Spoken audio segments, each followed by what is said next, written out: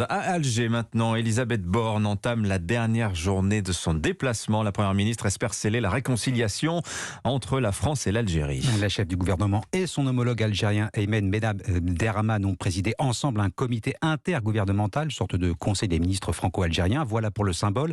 Sur le plan pratique, Elisabeth Borne n'était pas venue seule. Une quinzaine de ministres l'accompagnaient. Arthur Delaborde, vous êtes l'envoyé spécial d'Europe 1 à Alger. Français et Algériens ont conclu une douzaine d'accords.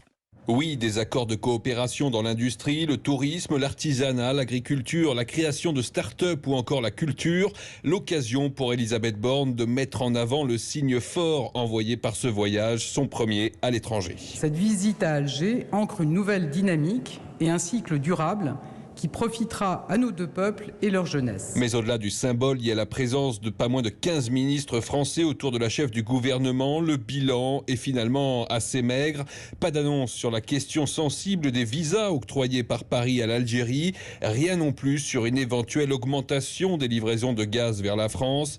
Ce dernier point a d'ailleurs été rapidement évacué par la Première ministre. Nous allons poursuivre nos relations sereines sur le gaz avec l'Algérie. Elisabeth Borne s'est par ailleurs dit confiante sur la création prochaine d'une commission réunissant des historiens des deux rives de la Méditerranée afin qu'ils examinent sans tabou les archives des deux pays.